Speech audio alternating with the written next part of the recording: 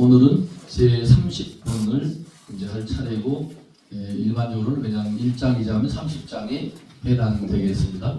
일합 이상분 우리 스님께서는 일합 이상이라는 풀이를 하나로 된 이치 모습 이렇게 풀었네, 그죠?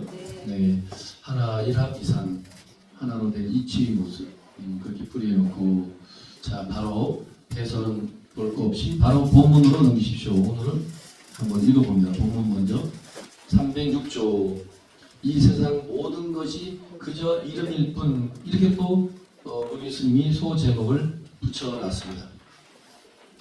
자 이런 식으로 여러분 또 여러분대로 이 30분을 읽어보시면서 또 한글 풀이도 읽어보시면서 여러분 나름대로의 한 줄의 소제목을 달 수 있는 거예요. 꼭 이렇게 무비스님처럼 이 세상 모든 것이 그저 이름일 뿐, 이거는 무비스님 생각인 거지. 무비스님 이걸 공부를 열심히 하셨고 이 방면에 박사이시니까 이 세상 모든 것이 그저 다 이름일 뿐이구나. 이름일 뿐인 거죠. 더 이상 뭐 말할 건 없죠. 근데 여러분이 공부하시면 뭐라고 또 한 줄을 달지는 이제 퀘션 마크. 여러분은 나 같으면 이 세상 모든 것이 그저 이름일 뿐, 이렇게 안 달고 싶다. 나는 이렇게 달고 싶다라고 여러분이 이 책을 공부하시면 그렇게 이제 또 뭔가 자기 공부가 나와야 돼요. 나는 이렇게 안 달 거야. 어떻게 달 건데요? 나는 뭐 이렇게 달 거야. 옳은 소리든 그른 소리든 자기 생각으로 정리해서 이제 말을 해볼 필요가 있죠. 자, 본문을 제가 목소리 잘 나오니까 오늘 톤도 한번 읽어봐야겠다. 시작. 수보리야 약선 남자 선여인이 이삼천대 전세계로 제힘이 지나면 어이운하오 시미진중이 여기다 보라 수보리여 나사대 신간이라 세존이시여 하이고 약시미진중이 신유자인데 우리 즉 불설시미진중이니 소이자하오 불설미진중이 저비미진중일세 심연미진중이니라. 읽어보시며 저기 세존이시여 열애소설 삼천백천세계 즉위세계 일세 심형세계 아이고 약세계가 실효자인데 즉시 일합상이니 열애가설 일합상은 즉위 일합상일세 심형 일합상이니라 수보리야 일합상자는 즉시 불가설이여 단번무지니 탐차기사이라. 다시 이게 전통시로 읽어보는 필요가 있어요. 자, 시작. 수보리야 약선 남자 선여인이 이삼천백천세계로 세임이 지나면 어이운하오 시미진중이 영이다부하 수보리여 나사대 신단이다 세존이시여 아이고 약심이 진중이 실유자 이대 불이즉 불설시미진중이니 소이자하오 불설미진중이 즉비미진중이 심형미진중이니라 세존이시여 열애소설 삼천백천세계가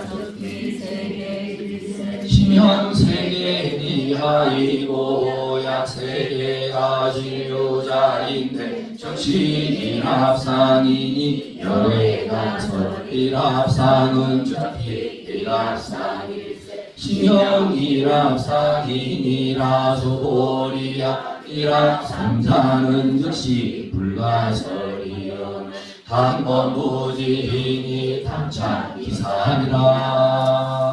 자, 켜보세요. 다시 원문으로. 자, 해설을 306조 수보리부터 읽습니다. 시작. 수보리야 선남자 선여인이 삼천대천세계를 부수어 아주 작은 미진을 만들었다네. 그대는 어떻게 생각하는가? 이 작은 먼지들이 얼마나 많겠는가. 수고리가 말씀드렸다.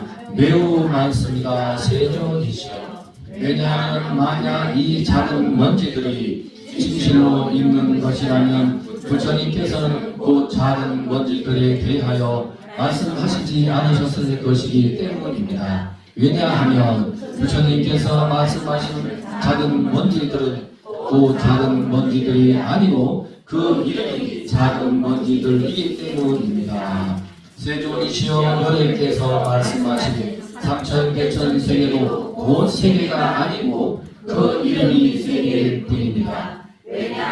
만약 세계가 진실로 존재하는 것이라면 그것은 곧 하나로 된 모습입니다. 여러분께서 말씀하시는 하나로 된 모습이란 곧 하나로 된 모습이 아니고 그 이름이 하나로 된 모습이기 때문입니다. 수고리야, 그 하나로 된 모습이라는 것은 실은 이야기할 수 없는 것인데 다만 범부들이 그것에 대하여 탐하고 집착하기 때문입니다. 그렇게 이제 돼서 이제 분리가 끝났습니다.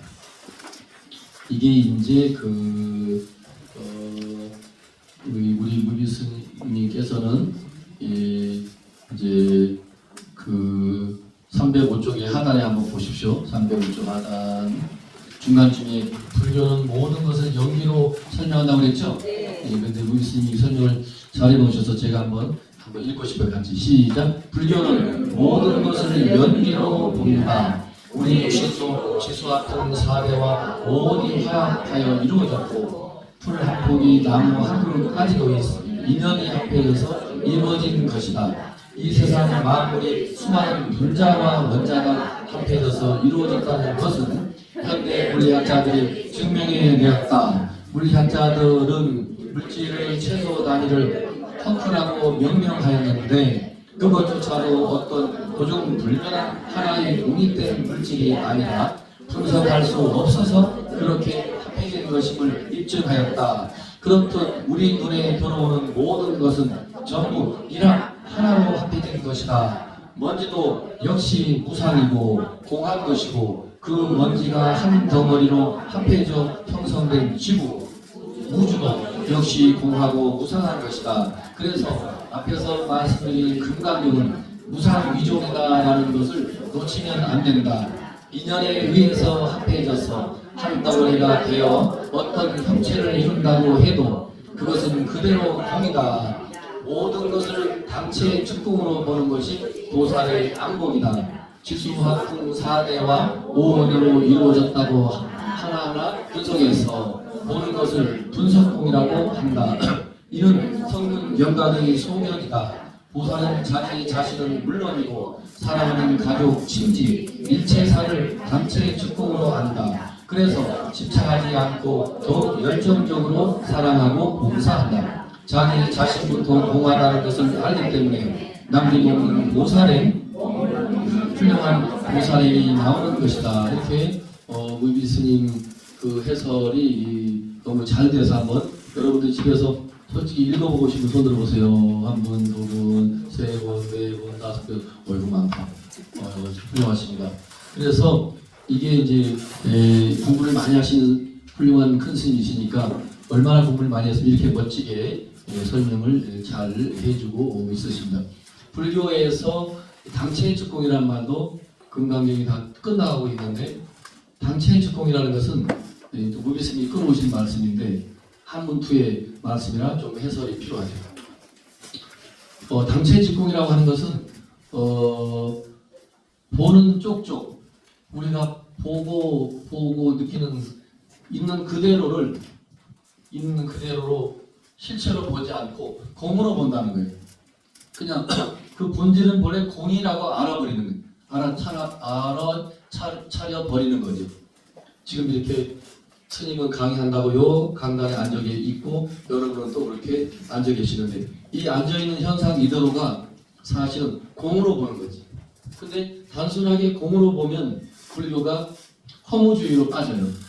공이네, 부질 없는 거야, 공이야 라고만 공 없을 무 빌공에만 집착하면 문제가 심각해져요.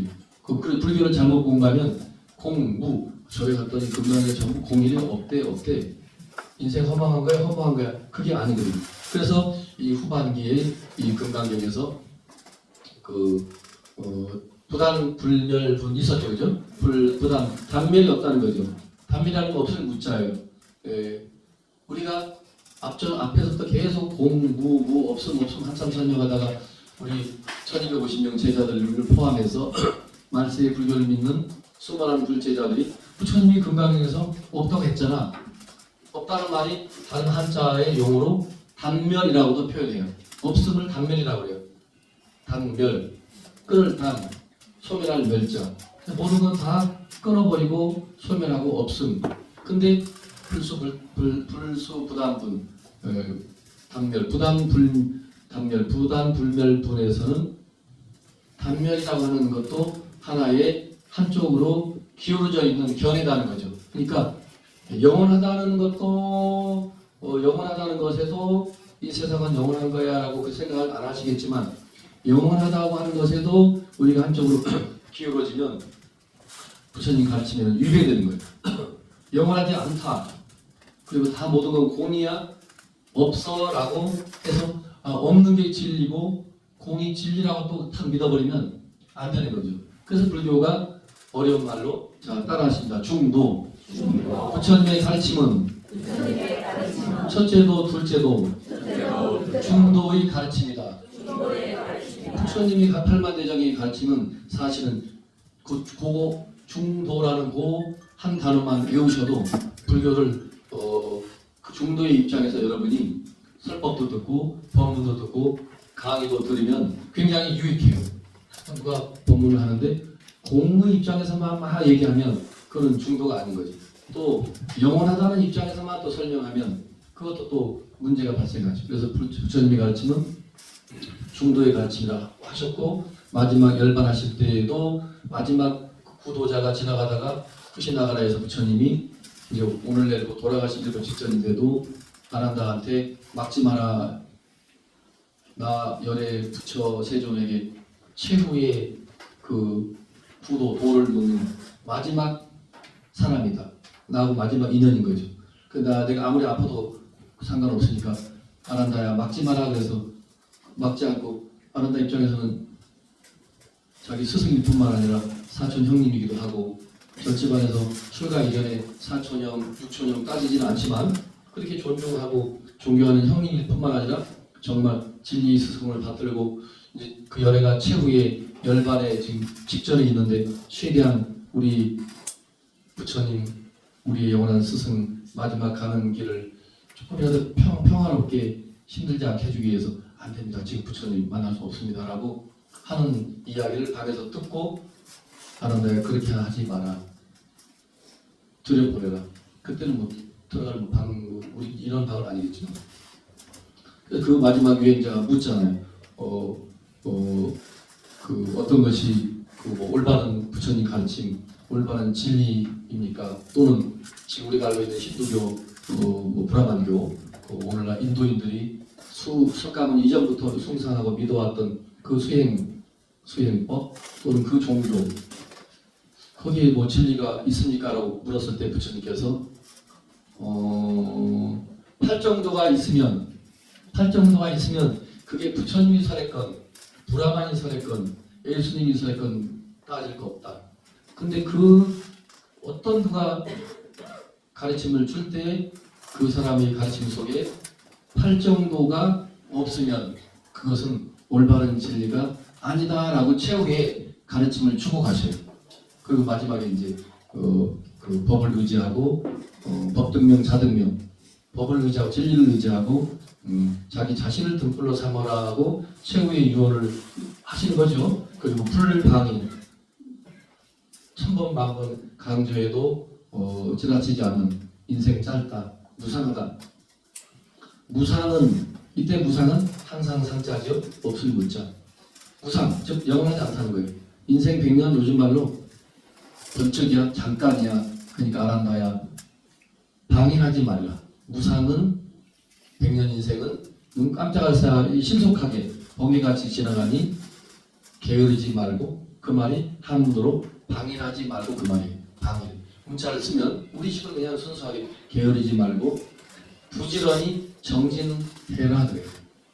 아니 평생을 부처님 통해서 배웠음에도 불구하고 방일 게으르지 말고 부지런히 정진해라. 인생 100년 하나의 잠깐이다.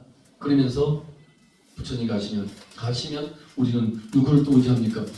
아니 지금까지 부처님이 하신 말씀이 이렇게 많이 있는데도 불구하고 사람이 그 순간 또 당황하기도 하고 이제 또 영원히 이 세상에서 저 인류의 스승과 이별을 또 할 수밖에 없으니까 부처님이 해주신 수많은 그 주옥 같은 진리 말씀이 있으니 우리는 그 말씀을 의지해서 공부하겠습니다라고 안 한다 그렇게 말하지 않고 아무리 좋은 말이 많아도 다 필요 없는 거지.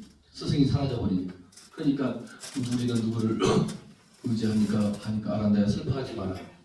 그래서 몇 말씀 하시면서 내가 그동안 45년 동안 설법한 그 내용들은 그대로 법이니까 그 법을 의지하라고 해요. 그리고 자기 자신을 등불로 삼으라고 해요. 그 섬이라는 말도 써요. 섬. 자신을 섬으로 삼고 뭐 저기 우리 무인도 같은 섬 그런 말 들어봤죠. 자기 자신만이 자기의 섬이 될 수밖에 없다는 거지. 자기를 섬으로 삼고 진리를 법을 섬으로 삼을 것.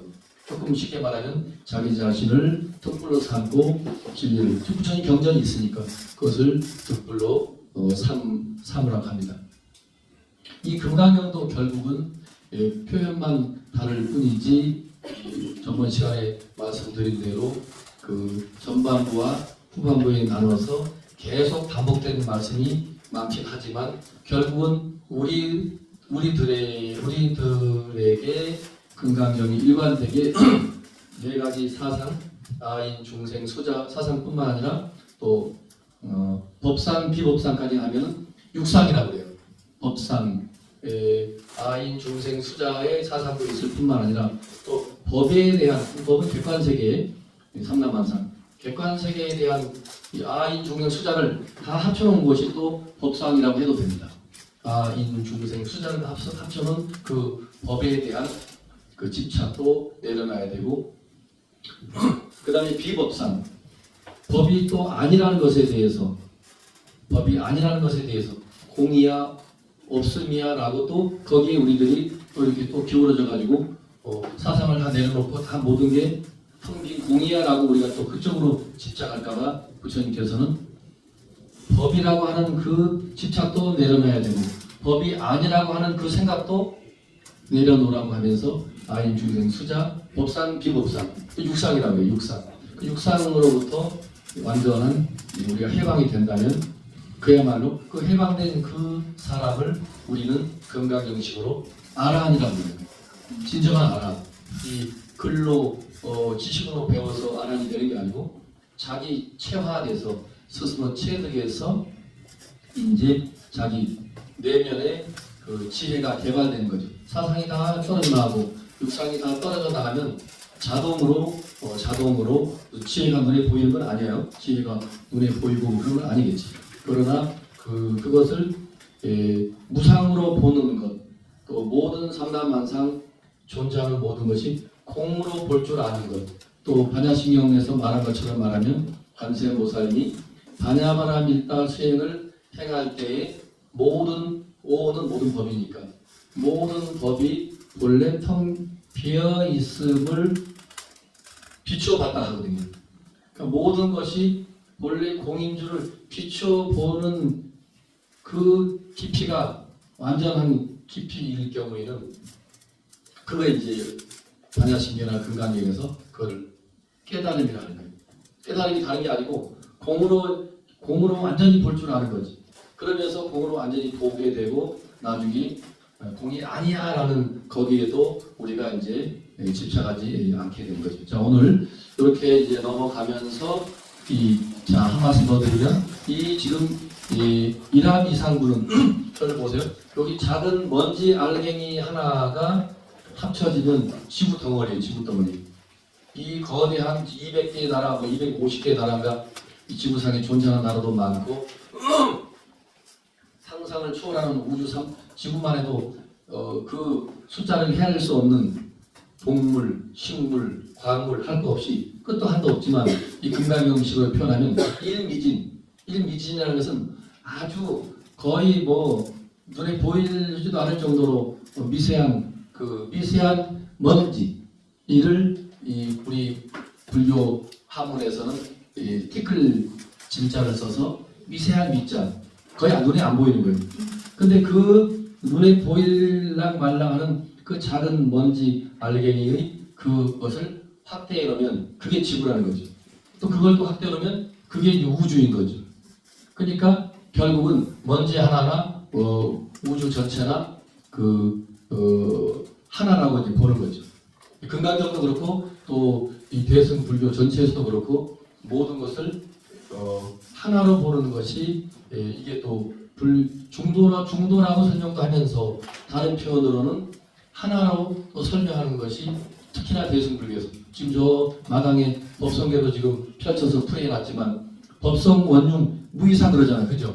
그래서 인간에게는 부처님 성품이라 해서 불성이라고 하지만 부처님 마음이라는 거죠. 그러나 인간 이외의 우주 상남 만상 작은 먼지 알갱이 하나부터 우주 전체를 다 포함한 쪽으로 객관 세계에 있는 그 진리 생명을 그걸 우리 인간처럼 마음이라고 한다면 그걸 마음이라 안 하고 자 따라가세요. 법성이라고 한 표현하는 거예요.